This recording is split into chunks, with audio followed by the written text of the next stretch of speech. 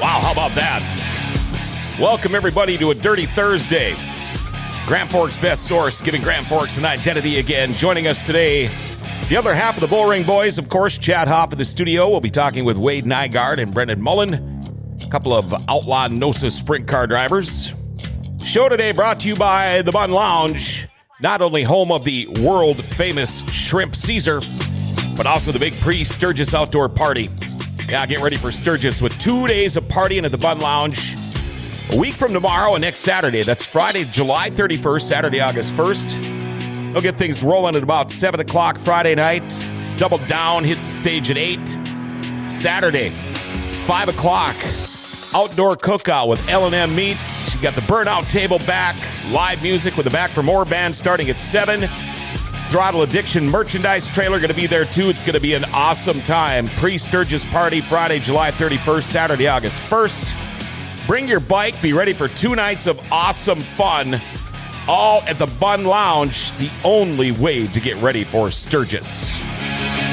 And as we get ready to kick off the show today, normally time now for Jokes My Neighbor Tells Me, but got kind of a quote my neighbor told me this time instead, okay? And maybe you guys will agree to this. You know that little thing in your head that keeps you from doing things you shouldn't do?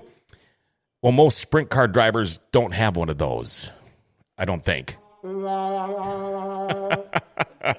going to agree with me or not? I can agree with you on this part. Joining us today on the show, Wade Nygaard, Brendan Mullen, Chad Hoff is back in the studio. How What's up, buddy? You all doing? Good to be here. Yeah. First off, we finally got the season going. It was kind of a wait, but how's it going so far for you guys? Not so great for me, but definitely getting better. Yeah.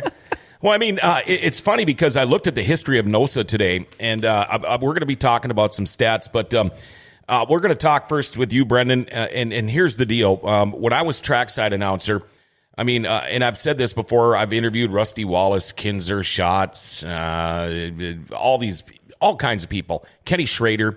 I always look forward to the guys like you that come so close, and you can see how you progress. And Wade, I know you've been through this too.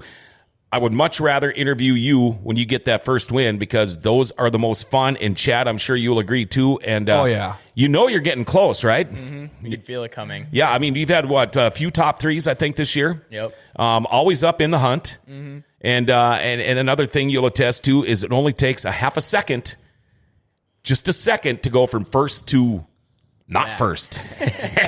and you do everything to get that lap back if you could. But you keep this up, and we'll be talking with you about more too. And okay, Wade, how long have you been doing this, man? It seems like you've been around forever. Yeah.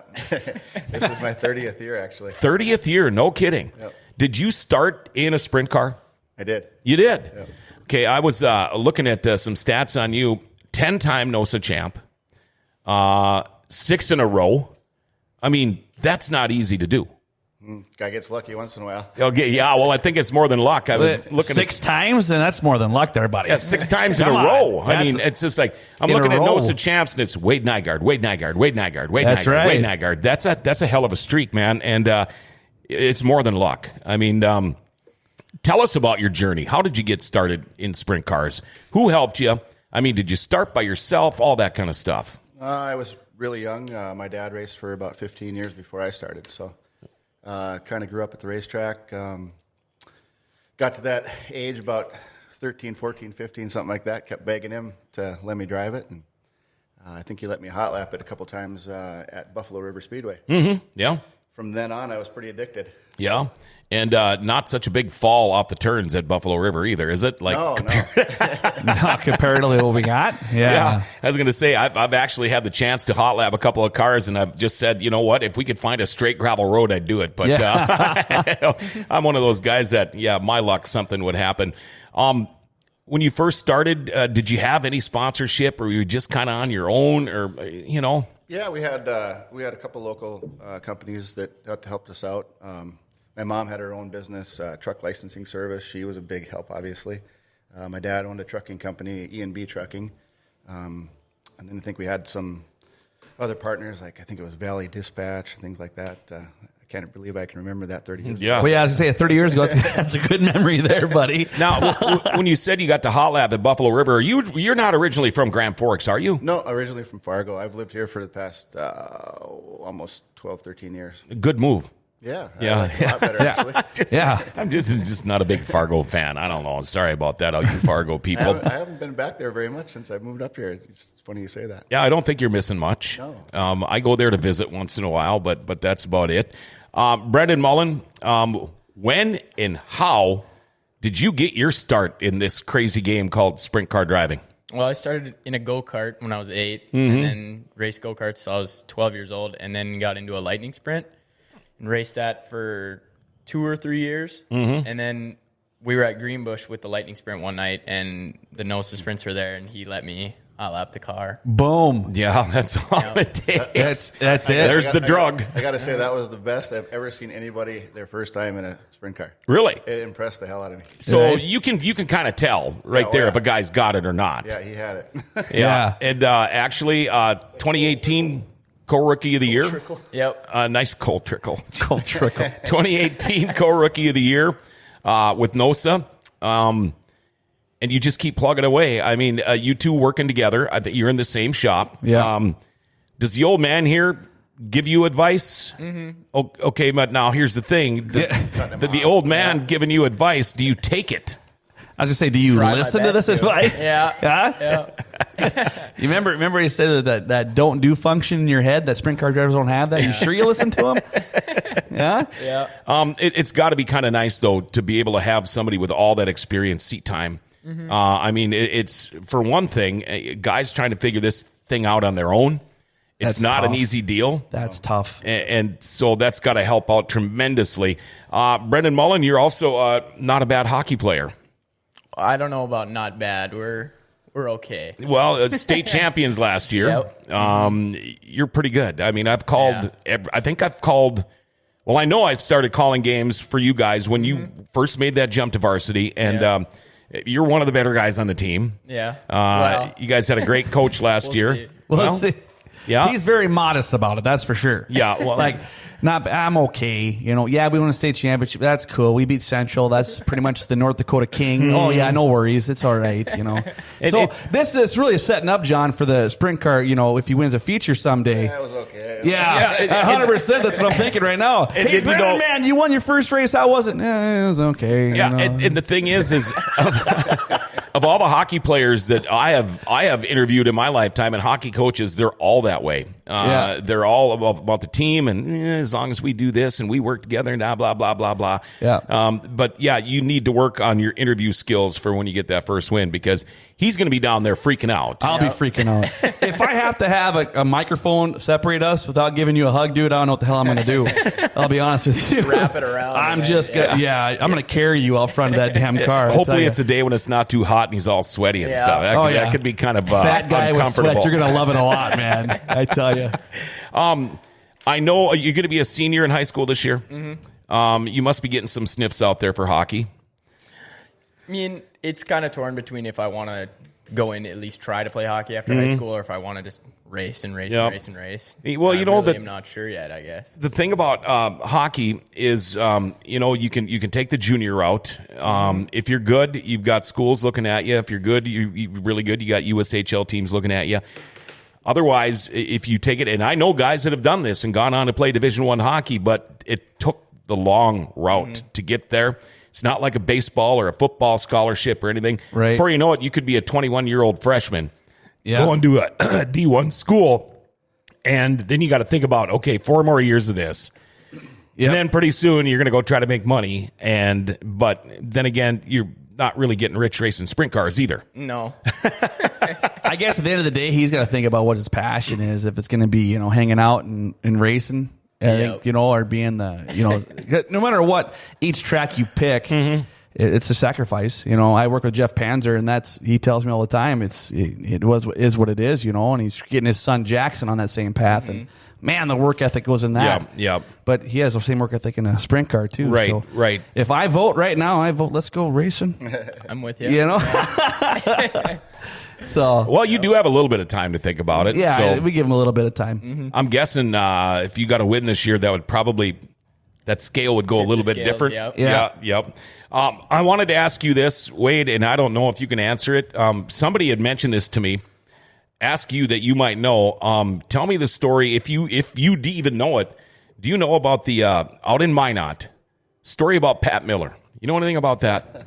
I want to hear it because they said you got to ask Wade because if anybody would know, it would be Wade. Well, I'm trying to think of the PG version of it right now. Okay. And I know what story you're talking about too.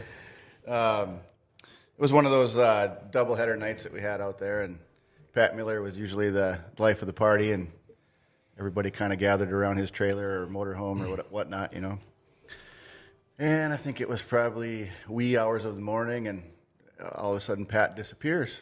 He's in his old motorhome. Mm-hmm. And I can't remember who was all left there. It was me and McDonald and a couple other people. Linnell, I think, was there. And we came up with the idea of let's move his motorhome somewhere. When he wakes up, he won't know where he's at, right? So where did we go? We went, took the motorhome around the back of the Holiday Inn, and there was a camping ground there. Yeah. And at that point there was nobody that we saw in the campground. We parked him up on a hill, and then we walked back to Holiday Inn, and I think we went to bed. Oh my God! So the next morning, late into the morning, we're all working on our race cars, and he comes moseying over, and he's laughing at us and tells us the story that he said he woke up in his motorhome and he heard a bunch of kids talking and screaming and yelling and blah blah blah. He looks out his window and there's all these picnic tables and all these kids are eating pancakes and stuff for breakfast. It was like a Boy Scout thing, or I don't know what it was, but all these kids are eating on their picnic tables, and he's like, "What the hell happened? Where am I?" And he calls his buddy on the phone. He's like, "I don't know who it was. Wow, where are you? Where am I?" So pretty soon, that's pretty cool. Pretty soon, he starts up the motorhome and backs it out of there, and all he could say was, "These kids are mom, or whoever. The thing is moving. It's moving." So he was pretty excited about that. That's pretty funny. And you know that's the thing about sprint car guys, race car drivers in general. It's you guys like to have fun afterwards too. I mean, I know you get into it on the track once in a while, and maybe have a few words afterwards, but usually it's kind of a good, I mean, I go down to your trailer after the races, and it's a good time after a hard night and a hard day and a hard week of getting prepared. Yeah.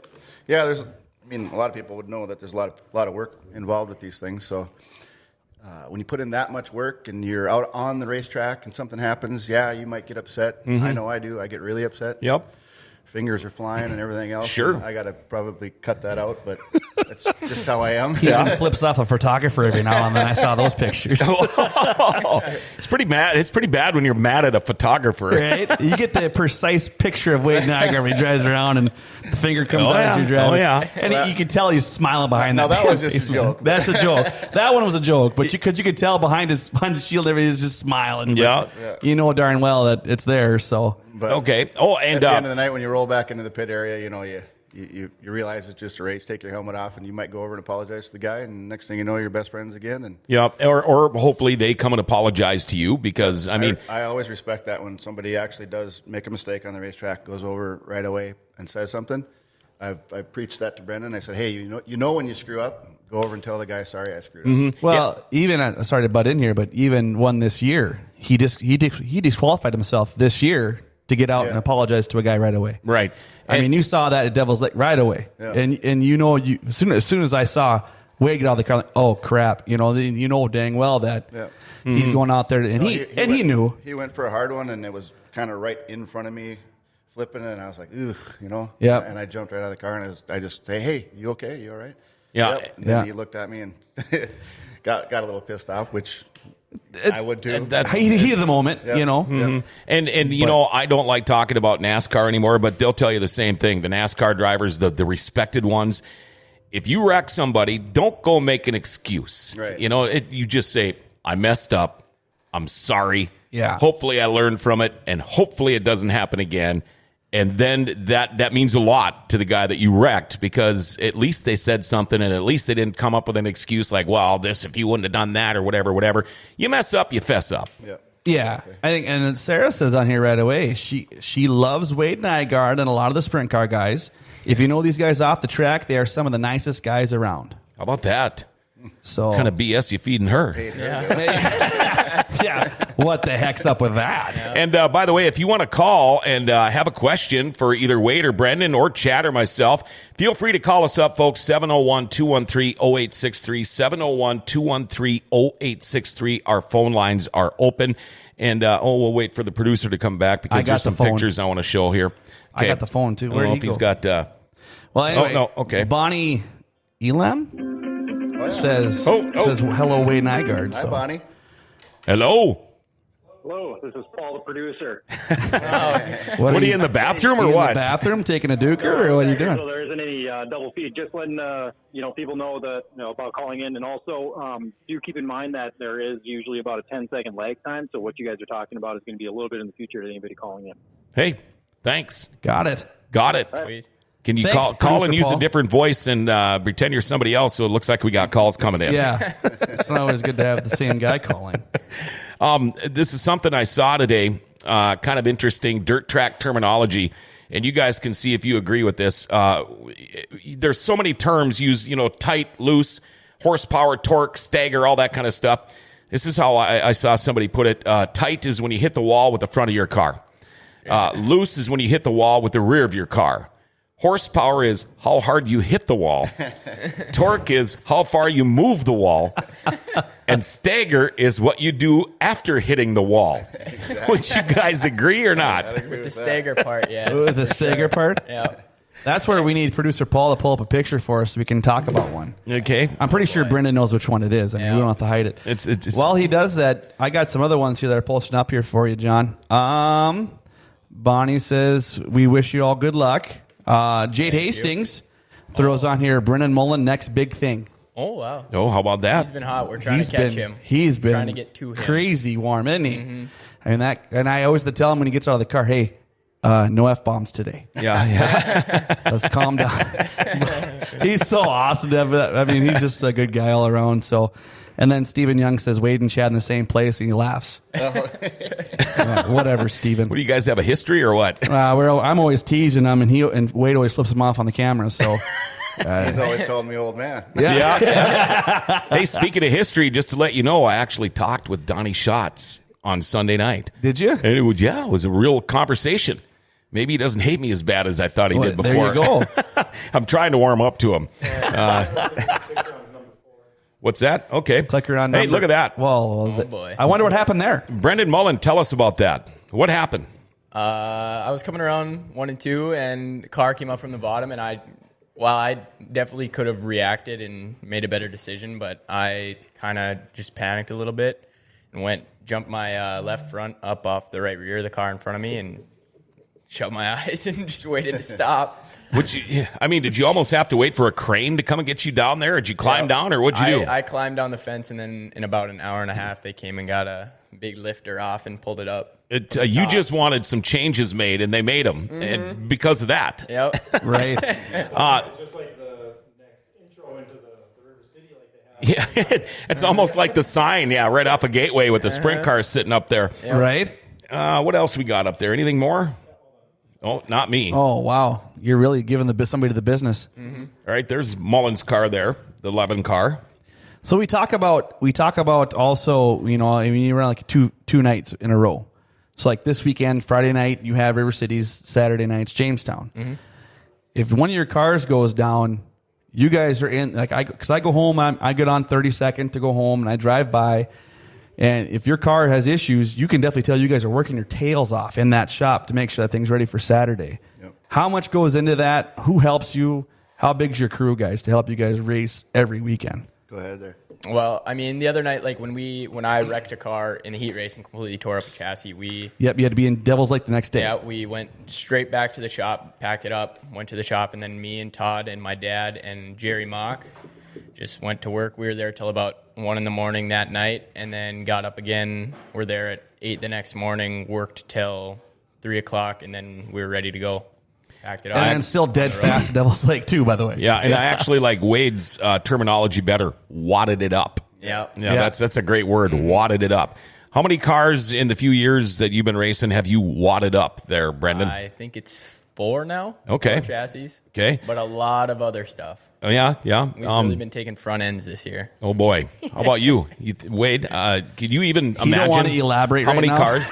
Well, I mean, granted, they're not all your fault. No. Sometimes when you wad a car up, it's your fault. Sometimes it's not. Yeah.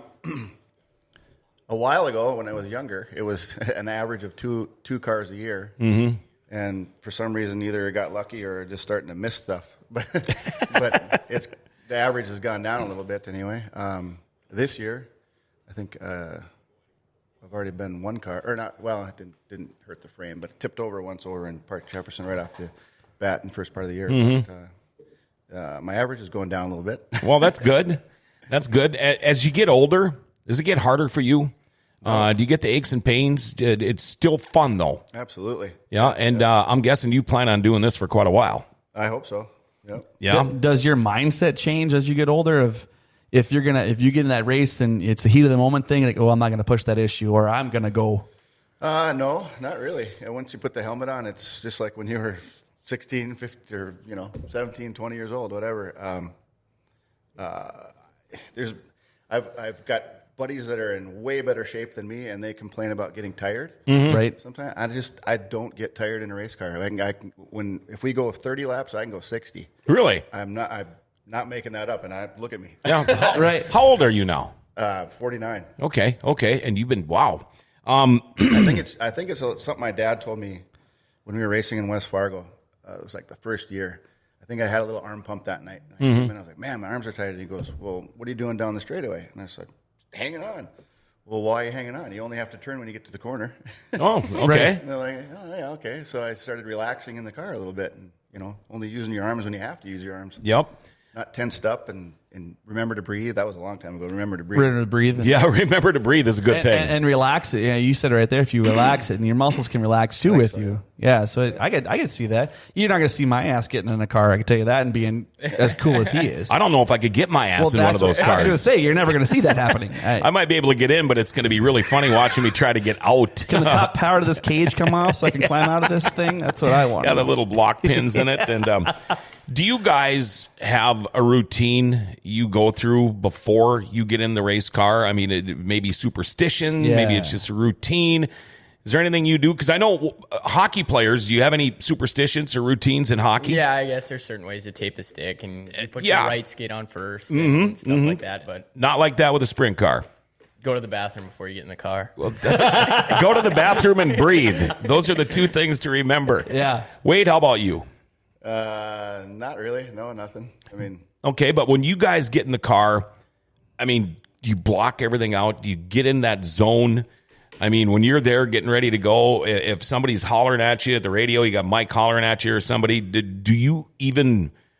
are you so focused, or is it just another drive through the park? another drive through the park. It is, huh? Yeah, I don't need to get pumped up or anything like that. But the only thing I do is I say a prayer every time. You do?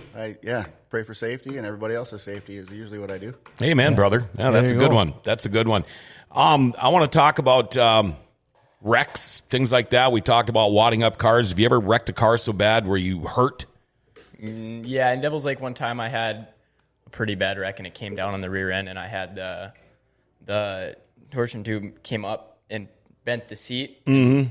Got my tailbone pretty good, but was that last year or the year before? It was my first year. That was ugly. Yeah. It was bad. Did you even have second thoughts about, man, I don't know if I want to do this anymore, or didn't even bother you? You did. Well, do you it ripped the seat open right underneath his, you know what? Oh wow! Yeah. Yeah. Not only you got to worry about that drive shaft right underneath your, you know what. Now you got to worry about a seat ripping your, you know what. Do you feel like? I mean, you are a mentor to him, obviously, but 100%, do you kind of feel like he's almost like your kid? I mean, do you worry about him when he's out there like his probably dad and his grandpa do? Yep, a little bit. I've like his grandpa always comes over to me and he says, "Well, did you tell him this? Did you tell him that?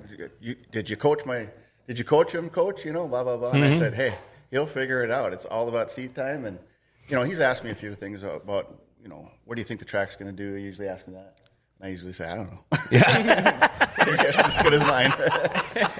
It's funny because he'll probably give you all the help and advice you want until you start beating him. Oh, yeah. And then it's probably not going to be so much. So this year is probably hasn't been very much mentoring at all. He's like, you figure it out, kid. It's on you. Yeah, and seat time is so huge. People don't realize that because this isn't something, let's compare it to hockey. You can slap the skates on, grab a couple of pucks and a stick, and you can go out and skate in outdoor rinks. You can go do whatever you want, but you can't just unload a sprint car and go practice anywhere. Practice is race nights. And that's something where this whole journey of starting racing before you get that first win, that's why it can seem like it'd take forever. I mean, you think about it. I know guys that have been racing sprint cars that have been racing for a long, long, long time that took them many, many years to even get a win. And that's not counting River City Speedway because they haven't won here yet, but it's a tough place to win a sprint car race too. It is, yep. When you break down racetracks, you guys get your schedules and stuff. And is there a racetrack you guys are interested in going to? One of your favorite tracks, or what are you guys geared up to go for every year? I really like Cedar Lake. Yeah, there you go. It's probably my favorite. Yeah. Yeah. I like changing it up. I like to not get stale and going, every Friday to Grand Forks or whatever. I like to, go to Jamestown, go to Ada, go to wherever, Cedar Lake, go to Winningest driver in Devil's Lake, right there. Yep. Wade Nygaard. How about that? That's a fun track. Throw that out there. We've been lucky there. Houston's is coming back, so Houston's coming back. That's going to be cool. One of my favorites. Hard track probably the hardest track to win at. Right. Yeah, kind of excited about that one. That's awesome, man. That's cool. Things coming on with that. And Jackson Motorplex is closing down the rest of the year, and they're moving mostly all their stuff to Houston now, which is pretty neat too. Yep. Brandon, how about you, buddy? What do you got thinking? I'm really excited to go and try Houston. I watched a lot of races there when I was younger with him, and it closed down right as I was getting into it. So I'm right ready to go there. Have they got a date set yet when you guys can go down there and race? Is it going to be this year? Yeah, it's the second, I think. World of Outlaws okay, are gonna be that's there. yeah. We race in Manda on Friday, Saturday, and then if everything goes well, Saturday night we can load up and make the journey over there. And it's an all-star show. All-star show. Oh, okay. So Tony Stewart will be there. It's Tony Stewart's little crew that he takes. That Tony Stewart deal. Yeah. That's gonna be awesome to see that happening. And you looked at the Midco interview they had down there with the new owner, and the track looks phenomenal still. I mean, That's a pretty nice whole deal there. Well, he just threw in a bunch of remodel too before and then a lot of millions from what I heard. And then he sells it, and that thing's going to be. I think that's going to be a hopping joint. I really do. They take really good care of it. Right. I want to see if there's. Track's more difficult. Is it like higher caliber of racers, or is it like longer track, higher banks? A little bit of both, actually. Yeah. Yep. Like Houston's is a real kind of a technical racetrack, I guess you'd say. It's got a funny corner, like coming out of two, where you can carry a lot of momentum all the way around, and then you got to almost kind of make a funny turn or slow down so you don't whack the wall. Mm-hmm. I went down there many, many Sundays and bent up wheels, bent up Jacob's ladders. Painted the wall a little bit. God. Put some black paint on them. Yeah. Let's see if we got. We didn't. It's not all Brendan Mullen's cars here. You can see the two of you guys side by side there. That looks like that must be. Is that River City Speedway? Yeah, Yeah, it is. You Yep. can see the concession stand there. Yeah. Okay. Somebody posted on here wants to see the Creamsicle 9 car. The Creamsicle. Throwback Creamsicle 9 car. The yellow one? Must be yellow. Oh yeah. The yellow bud car? Yeah, it's kind of that off orange creamy. Paul would know that color. Yeah. He would know that. It was my parents' dog's middle name. Oh, okay. Oh, there you go. Well, think about it. In 30 years or whatever of sprint car racing, how many different paint schemes and designs have you had on your car? A lot. I wish my wife said that for this. Well, we didn't do our T-shirts this year because of the COVID thing. Mm-hmm. Right. Just didn't know if we were going to be racing or not. And then, if I ordered them today, it's still going to take a month to get them. Blah blah blah. But she was like, "We should, put all your different cars on the back, for a 30-year type thing." And I thought, that's a good idea. That's a great idea. That is a sweet idea. Yeah, and 30 years in this business, boy, that's not easy to do. And if you've got pictures from every year, I would imagine. Yeah, I think so. We'd have to dig through the picture file, but I think we could find them all. Now, when you look at your, you've got a storied career, no doubt about it. When you look at it over all the years, what was probably your biggest win? He's got to think. How about back the one 30 that years. sticks in your mind the most?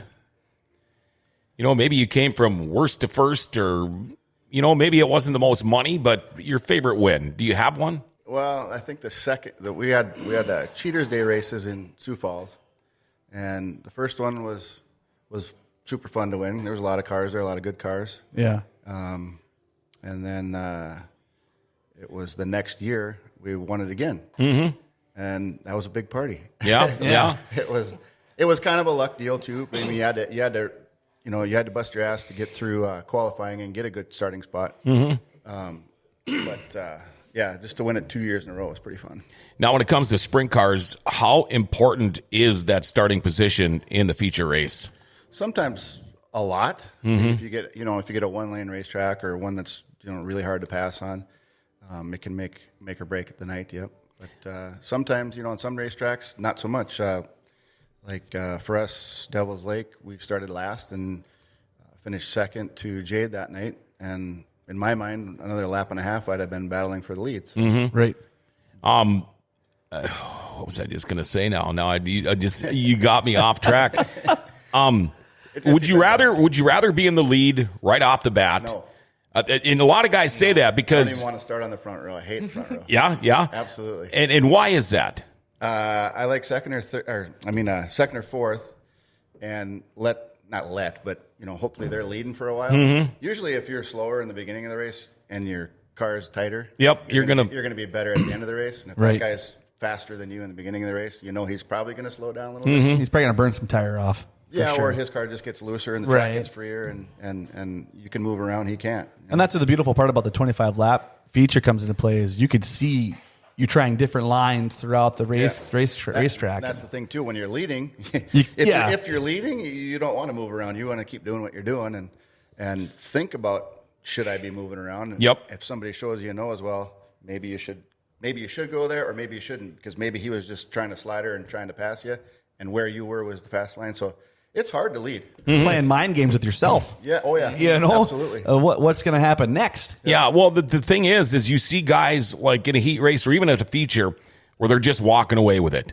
And they're walking away with it. They've had nobody showing their nose or anything. And then a caution comes out, and it's just like they just fall and they go back. And I think, is that like a whole different mindset too? I mean, you're running your line, you're doing your line. You probably have no idea that you're that far in front. Because it's not going to tell you that on the scoreboard, which I don't know if you guys see when you're going by or not, but that kind of make a difference too, you think? Yeah. Oh yeah. Yep. Them double file restarts that we've been started a few years back. Yeah.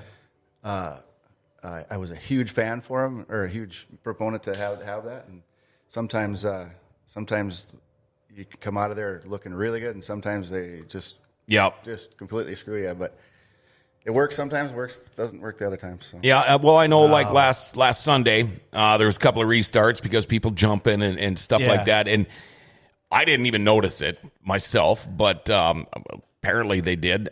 Brendan, would you rather be leading, or would you rather be in second or fourth, or what would you rather be doing? It'd be nice to be leading for me, but yeah, I like to lead laps. I haven't done that much. It's funny he changed because when you had that question to Wade, he nodded. Yeah, he was like, "I don't want to be first. I don't. No, I don't." Now you ask him plain out, like, "Yeah, I want to." Well, starting fourth would probably be my go-to. There you go. Yeah. Outside of the second row. Here's a question we get all the time that I can't answer. John he's raced before. I've talked a lot before, so that's about all I got. But when you guys are racing, can you hear another car coming at you? Can you hear that car approaching? They got to be pretty close, and you got to be off the gas, I think, and they got to be buzzing the tires to hear it. Because I right, not very often have I ever really heard them. Right. So there's no sense of there's a guy coming, or you have, You can sometimes on during heat races and things like that, you can see a shadow. Right. Oh, sure. So the sun's in the right spot. Yeah. And Now you guys have got who talks to you guys in the helmet? Is that the flag man? Or is it the competition director? Competition director, I believe. Yeah. Okay. Have you ever? Sometimes Weatherall will talk on the phone. Yeah. Okay. You ever have anybody just completely bitch you out? Oh yeah. Yeah. Yeah. A little bit. Yeah. You too, huh? Not cooperating. Not cooperating. Get in line. Have you ever had them say something funny to you, where you kind of chuckle a little bit? I laugh when somebody's stubborn and won't get in line. You're like, come on. Yeah. Well, what are you waiting for? Really? Yeah. No, I'm going to keep riding this out until they start threatening me with a black flag. Right. Parts of me wants to bring a receiver just to listen what you guys get talked to sometimes, That'd be kind of funny. I got an extra one. You can put it on if you want. I'm coming to his trailer on Friday. I'm going to put an extra. I just want to hear. I want to hear what they're saying. Yeah, there's been a couple of races that actually I got to listen. Yeah, where I got a headset. But when you're up in the booth, there's just so much stuff going on that you can't do it. But it's pretty interesting. And I sit next to Lon Kasager up there. He's the competition director, and you'll hear when he gets mad. I mean, you can absolutely tell. And sometimes I kind of feel bad because there's sometimes that flagman might just be the middleman, the bearer of the bad news, if you will. And we're all hear Lon say, just get him off the track. Okay, you tell him. I'm not telling you, tell him. Yeah. How many races, Wade Nygaard, I don't know if you keep track, how many races have you won in your career? I think it's 278 is where we're at right now. 278 sprint car wins. Not enough. Not enough. Well, every race car driver, every good race car driver is going to say that. But when you put those numbers, 278 wins, it's almost like people would think, what, have you been racing for 50 years and not 30? It's not easy to win these things. No, I mean, it seems like everybody's getting better all the time. Yep. Our track is tough right now. I mean, we got, like I said, 5, 6, 7 guys that can win. Mm-hmm. Right. A few years back, there wasn't so many. It was, Mark, me, a couple other guys. But Mark has really pushed me and a lot of other people to get better. Mm-hmm. Right. He went and raced with good people. Yep. And, whenever we would travel a lot more, we would do better when we come home. And it was nice to have him be gone and race other places to figure out what the heck is he doing, Yeah, well, there was a point there where... You're only as fast as, Right, and there was a point there where Dobmeyer's not here. Good, we're going to have a different winter tonight. Yeah. But, and when you put it that way, I've heard this before too. Maybe Mark doesn't get first, second, third, or fourth or whatever, and a guy doesn't win, but he still beats him, and it's somebody maybe like at your level, kind of still new at this thing, but... It seems like that's the goal. Well, at least I beat him, and you're on the right track. Have you ever had the wreck that made you think about maybe getting out of the sport, Wade? Yeah. Something similar to Mark's, but nowhere severe like that. But I've hit the frame rails 3 times only, and I've had some spectacular crashes. Yeah. And it was just a couple years ago. It was probably 4 or 5 years ago. I flipped off the end of the racetrack and off a 2 in hot laps, landed on the frame rails and jarred my back, bruised a rib, sat there and couldn't breathe for a minute, got myself out of the car, and got in the ambulance, went back to the trailer and did the old, no, I'm okay, and then all of a sudden let's go to the hospital. And fortunately nothing happened like what happened to Mark, which is terrible, but... yeah, when you hit them frame rails, it sucks. Yeah, it's like landing on your ass at a very high speed at a very high altitude. With absolutely no control. Yeah, well, I mean, you're going for a ride regardless. No, you have nothing to say, but here it comes. Yep. You got to get prepared for it if you can prepare for it. But people got to understand those tires run such low PSI that there's no cushion there. Right. You're gonna hit the frame rail regardless. You say about guys pushing. Like Dobmeyer pushed you to get better. There's people on here, bud, that say you push them, and they appreciate you. Jade Hastings won.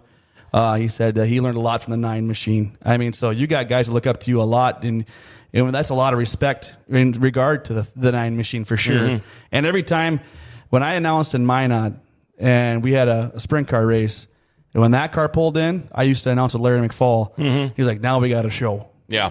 We got a show. Because you could see that 9 car pull in, and I was new to the announcing gig at that time, and he loves sprint cars. Mm-hmm. And Larry McFall's a freaking. That's why I think you and I have the best jobs in the world right now. Oh yeah. We get to see him every weekend. Yep.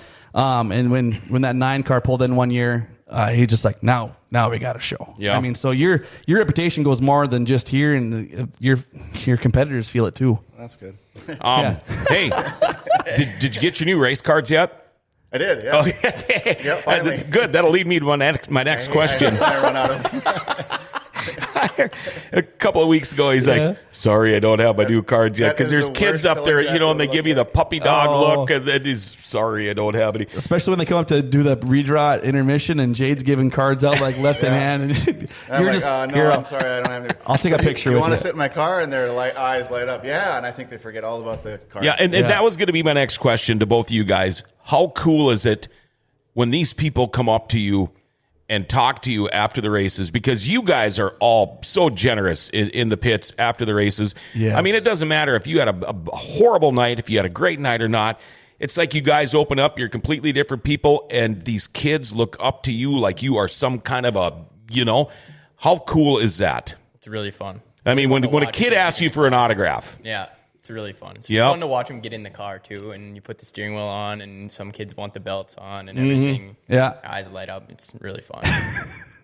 You got to say the same thing, I'm guessing. Yeah, I just remember when I was, like I said, I grew up at the racetrack when I was little with my dad, and I was super shy kid. If my idol was Todd Mack. Yep.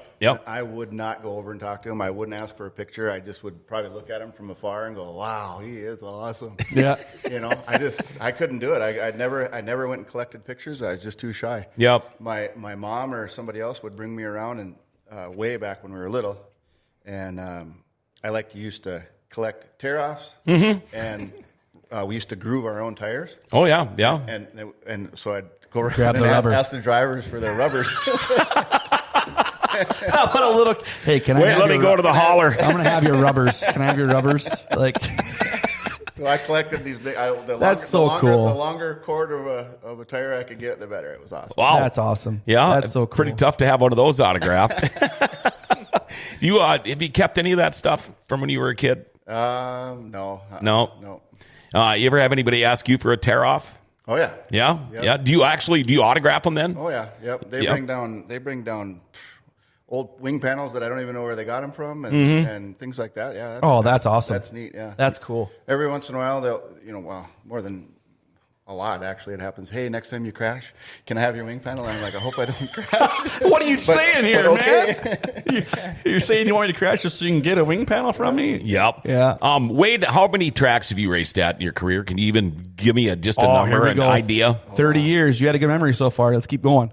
I have a setup box from every night that we write sheets down and stuff like that, and man, there's a lot of. We raced in Australia at about 5-6 different racetracks, and Whoa. I didn't know you made Really? the Australia trip. yeah, man, it's been a while now, almost 10 years. But yeah, from there to all the tracks around here to Texas to all over. Yeah. That's awesome. Okay, That's so cool. Has there been a track that you've wanted to race at that you've never been able to race at that you'd love to go to? Eldora. Yeah, Tony Stewart track. I flew there with Donnie Schatz one time and drove in a motorhome there with him, and watched him there and helped out and stuff. And it is awesome. I don't know if anybody ever gets a chance to even go there and watch. Right. It is probably the funnest place to see. Yeah. Oh, that is so And I cool. really want to drive on it. Brendan, how about you? Is there a dream track, a Eldora, dream too. race? Eldora Yeah, and Houston. Well, obviously Knoxville too. yeah. Have you ever run Knoxville? No. You plan on doing it as soon as you can now? Are you ready for that next step? Mm-hmm. Yep. I am ready anyway. I don't even know what Knoxville's schedule has been like. Are they even running full programs every week now, or are they kind of hit and miss? Or Yeah, they're still doing their Saturday night show right now. okay. You guys have any plans to go in there? We kind of did until Brandon's this whole thing sitting over happened, there. No. but I think we were trying to talk your dad into letting you go for the 360 Nationals, but I think that's Oh, really? that's during the when is it? Is it next weekend? Oh yeah, that is coming up. Yeah, so we have that man down thing. I think 2020 as a whole, we're just going to race where we can race, and hopefully Exactly. everything Yeah. comes back to 2021, and we're going to get It was really hard- Eldora and hard to Knoxville make a Nationals. schedule. Yeah, right. Yep. When you Well, you talked about buying your shirts. It's tough to purchase shirts and have that investment if you don't think you're going to have a race Exactly. this year. So, and how hard is it to get sponsorships like at the beginning of the year when you have no idea? Oh, yeah. And all of a sudden, okay, we're going to race next week, and you got nothing on your wings, nothing on your car. I mean, that's got to be tough. Yeah, it's really, really, really tough. Brendan, I want to ask you because I know, obviously, you must be working for Bosch Enterprise now, which, by the way, Wade is your company, right? Yep. And we're going to give you a plug there. You guys got all your Bosch stuff yeah, on. he was just spraying today, he said. So. Yep. So, okay, I know you're working.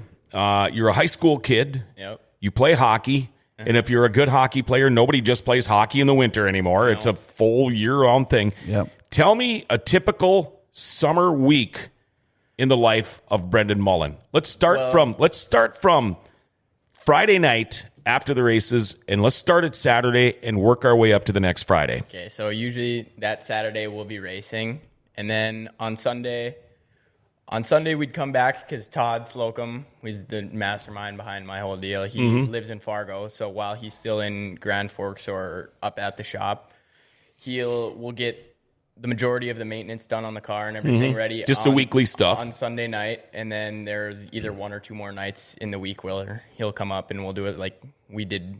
We're completely ready. We did everything last night to get ready for Friday night. And then work Monday through Thursday. Most of the time we get up at 7 and we're done at like 4:35. And then I do hockey with Red River. Me and some of my buddies rented ice for the returning guys. There's like 20 sessions in the summer. And that's once a week. And then I had that force camp. So it's been a lot of hockey lately, but in the beginning of the summer, it wasn't so much. And then I also am playing soccer. So on the days where I don't work, then I'll go to soccer at 10:15 to 11:30 over at Cushman. And it's just conditioning and drills and stuff put on by the head soccer coach for Red River. I wonder, is there anything else we can fit in there? It makes me thirsty just listening to him. Yeah, it's like, wow, I need a beer. I want to throw something else in there, Yeah. But you know what? Enjoy it while you can because you're not going to be young forever. And that's the funny thing. When you're in high school, you can't wait to get out. You just can't wait to be done with school and get away from that crap.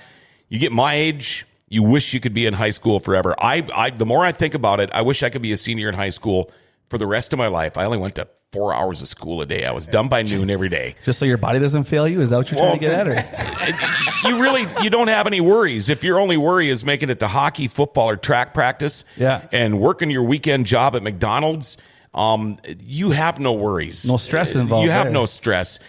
Enjoy it while you can because, and I'd like to tell this to your folks too because I basically got to relive my youth through my kid with hockey and baseball. I played hockey. I played baseball until I found out I was afraid of a curveball at like my freshman year in school. So I went to track. But the whole time with the hockey and baseball thing, it's a chance for you to actually relive what you went through. And I'd love to tell that to your parents and your grandparents because enjoy it while you can. And Wade, you've got a son? Yep. How old is he? What's his name? He's 10 years old. His name is Zach. He is a full-time baseball player right now. Yep. Nice. Every single morning and 2 nights a week. Tonight it's at 5:45, and Mom's going out with her friends, and I got to bring him to the baseball game. There you go. Yeah, and this is funny because I was talking with your son when we were at your trailer, your hauler here a couple of weeks ago. That kid sounds like a full-time racer. This kid is using terminology to me where it's like, whoa. I mean, kid obviously is going to know his way around a race car. Absolutely, yeah. He blows my mind. He's always been a smart kid. Yeah. When he was younger, it was just like me and his mom look at each other and like, where did he learn that? Yeah, and how old is he? How old is he? He's 10. I'm not kidding you. It was like talking to like a 15 or a 16-year-old, talking to him. Yeah. I mean, he looks like a 10-year-old. Yeah. But he talks like he's a 10-year-old in a man's body. Oh, I mean, one of those kids. And yeah, you're lucky. Very lucky. You ever get in one of those wrecks where your wife says, "That's enough"? Nope. She knew what she was getting into, right? Oh yeah, I was kidding around here. I was like, 50 or 30 years is probably enough. She said, "You're not quitting." Really? Oh, bam! She likes it more than I do. Oh, really? Yeah. Well, you can tell. You can see that in the that stands she and enjoys everything, it. that she enjoys being there and seeing it too. Yeah, for sure. Yeah, for sure. So, both of you guys ready to go for this weekend? I got a little bit more work to do. We let's see, it was Sunday night. I wanted to say Friday night. But Sunday night we heard a motor and had to take that one out, and that one's getting sent back. Put another one in that's fresh. Haven't started it yet, and it was raining out, so sure. I gotta be able to start that thing up and make sure that everything's the way it's supposed to be, and finish it up, put the hood on. And you definitely heard some sickness in that motor this last weekend. Broke a lifter, and it actually backfired and bent the butterfly up, so it was making a nice sound. Yeah, and for you people that don't know, that just watch sprint car racing and think, well, that's cool. You don't just, when you say, well, I haven't fired it up yet, you don't just turn the key and start these things. No. I mean, there's way more to it than that. They got to be push started and all that. But do you guys get to do that right at the shop? Yeah. Mm-hmm. Yep. We pull them out and go down by Grease Monkey there, turn them around and push start them. Mm-hmm. Only about half a block. You ever do any cookies like right in front of Lithia or anything there? Not in town. That'd be kind of frowned upon. From who? Yeah. Some of us might think that's pretty darn cool. I would enjoy that. Yeah. We've been getting any more comments or calls or anything, boys? Let's take a peek here. Amanda says, pretty sure they get sick of hearing from me. She was going to call in. Paul's trying to make her call in. Steven says they better be ready to listen on Saturday.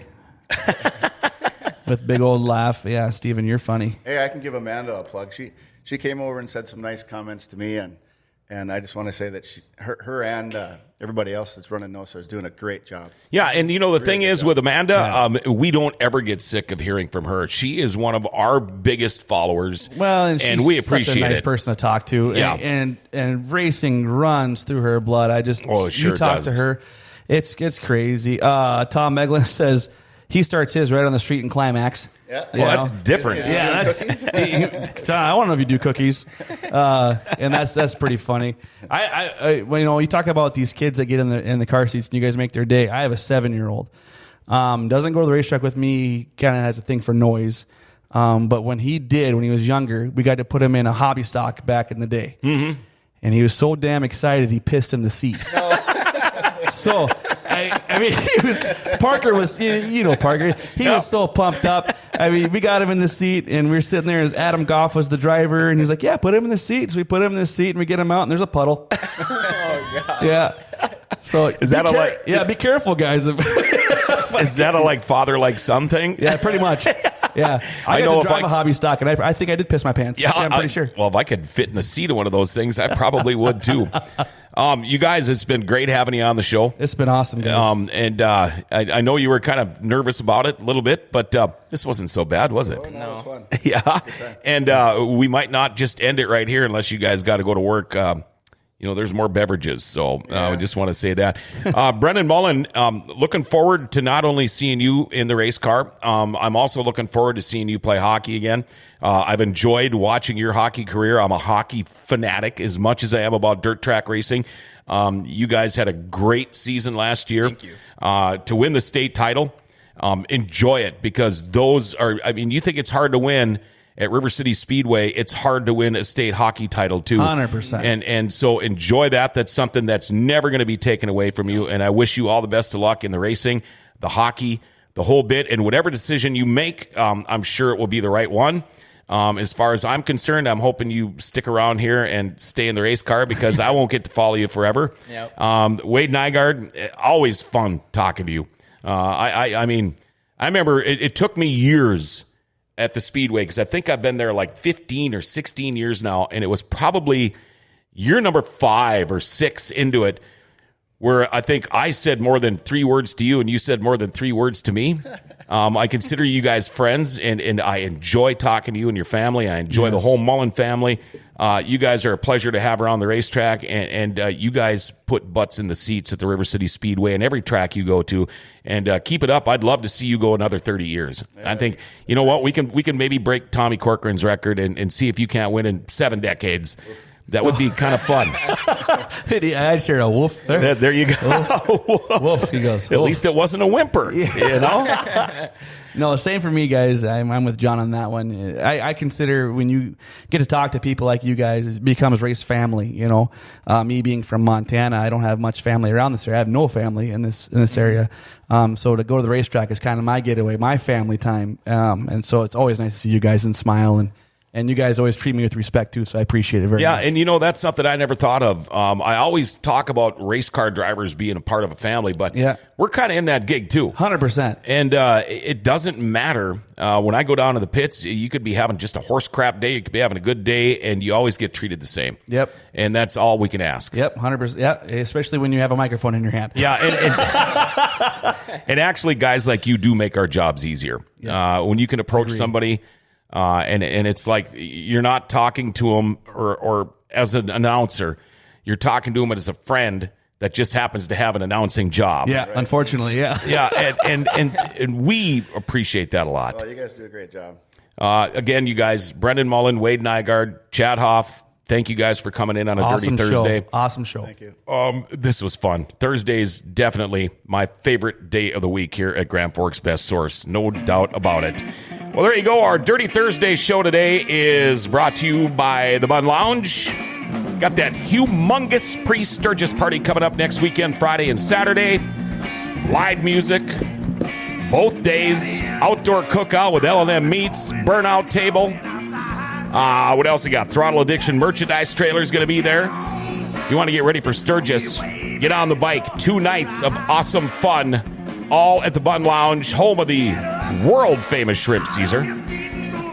Tomorrow, hey, we're going to have some music on Grand Forks Best Source. Little Bobby, blues legend, will be joining us on the show. Going to be doing some jamming, talking about his career and the new gig he's got going on over in McIntosh, Minnesota. Hey, we want you to become a Podbean Premium subscriber, too. It's only $5. You'll be entered in drawings and giveaways for some awesome prizes. Easy to do. You go to your Play Store, you download Podbean, search Grand Forks BS, GFBS, hit follow, buy premium. You're all set. Chance for you to help us give Grand Forks an identity again, getting your Podbean Premium subscription. Make sure you like, share, and follow us. We'll catch you tomorrow for Grand Forks Best Source, giving Grand Forks an identity again.